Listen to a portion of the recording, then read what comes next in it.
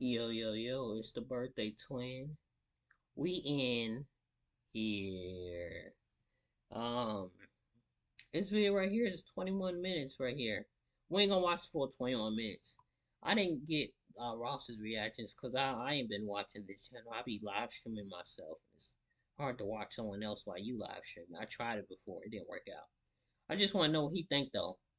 Well, we about to find out. Let's get right into it.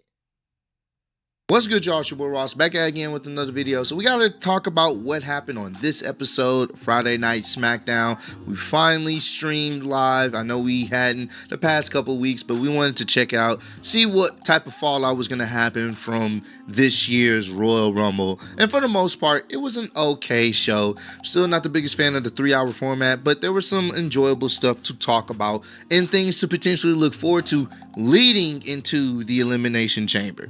So first things first, we got to talk about Jay coming out there, to start off the show. He did the same thing on Monday, did the same thing here on SmackDown. Came out there, huge reaction, stadium. The arena they were in, everyone's eating, everyone's enjoying themselves. Even when he finally got in the ring and they cut off his theme music, crowd chanting one more time. So they turn up his music again one more time for the crowd to chant with him and do the yeet. And it's just a cool visual, bro. It reminds me of the Yes movement, how everyone in the stadium that Daniel Bryan went to, or arena that Daniel Bryan went to, everybody was doing the yes movement. Everybody was doing the yes chant. So it was really cool to see this. And Jay's having his moment. This is his time. And I love to see it. I know some of the people on the IWC may not agree, but you know who agree? Those people that are buying those tickets and buying his merch, they want to see him win and succeed. So it's dope. So, he got a whole bunch of you deserve it chants back and win the Royal Rumble. So she kind of, in my opinion, no longer have this conversation of Tiffany the next Charlotte at Wrestle You Sammy. Because while Cody Rhodes was trying to see them have their match at Elimination Chamber, I think that's the perfect place to do it. I know some people are thinking Wrestle Championship back to the bloodline, to the family. But Solo may have something to say about that. And also, Jacob may feel some type of way because you disappeared for weeks only to come back, and now you want to insert yourself in a match against Cody? What's going on here? Maybe Solo's going to try to reform the Bloodline 2.0. What's really happening? And I do think maybe there's going to be some type of situation that will happen because Jacob, Damian Priest, and Braun Strowman are supposed to be the next people to have their qualifying match to see who's going to be in the Elimination Chamber. I don't see it being Jacob yet. I think that's a good spot, but not time yet. I don't see it being Braun Strowman. I think it's going to be Damian Priest because I do think they're still going with the Damian Priest and Drew McIntyre feud. And I think that's going to play out even more at the Elimination Chamber. So that's another reason why I feel like there may be something that happened that distracts Jacob. And that may be Solo. So I don't know. We'll see. I'm just kind of spitballing here. But I do think the real feud that we're going to get out of this is going to most likely be Jacob and Solo. I think we're kind of all done with this Cody and Solo situation. I think this is just kind of a stepping stone to that. That's what I honestly think is going to happen. Jacob and Solo, I think that's the feud that they're going to start trying to build up. And the question is, how does that happen? We will see. But overall, it was okay. SmackDown, like I said, preferred to be 2 hours. It was an okay SmackDown. Also, before we get up out of here, I do got to talk about the recent individuals that got released from WWE while the show was happening. A lot of y'all were saying this on in the chat. There was a few people that were released from WWE. Paul Ellering was released.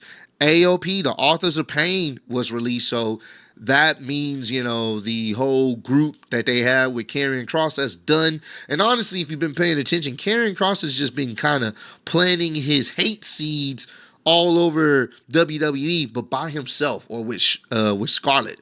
You hadn't seen AOP by his side or Paul Ellering. So you can kind of see the writing was on the wall with just them involving Karrion Cross, and that's it. But ultimately, it was kind of weird because they didn't really do nothing with AOP or Paul Ellering, so they're both out of WWE. The next person that they were saying, Sonya Deville, had been released, so it does look like the Pure Fusion Collective. That's done. Since Sonya is out of here, and Blair Davenport has been released from WWE. Also, I believe there's one more person. I think Cedric Alexander was also released. Yeah. Cedric Alexander has announced that he is no longer with WWE.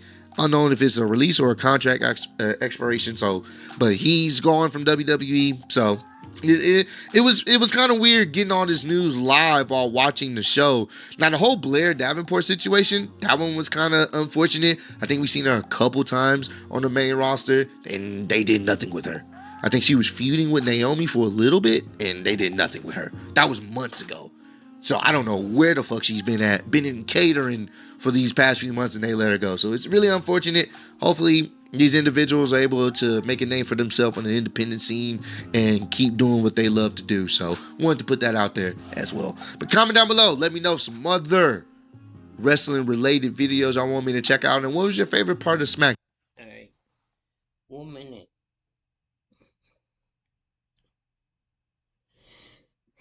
I think there was some more people released. I want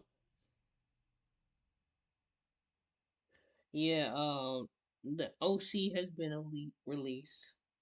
Giovanni Vinci, I hate that they released Giovanni Vinci, but they wasn't doing that with him after Corbin left. Giovanni been released. Um,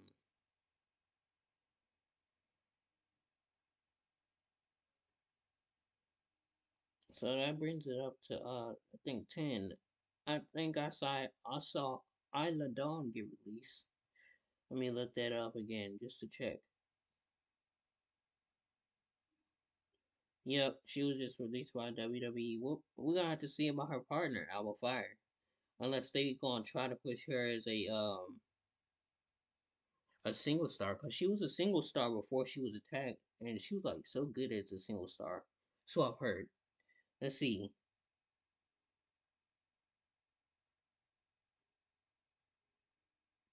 Yep, yeah, Alba Fire. She did not get released. She's still on the card. They said there might be uh plans for her to return to her previous gimmick, and she's gonna probably be in the mid card scene. I think her previous gimmick was Kate Lee Ray. That was her name. She's a one-time NXT Women's Tag Team Champion alongside Aladon. I think she was a UK champion too. I could look into it. Let's see.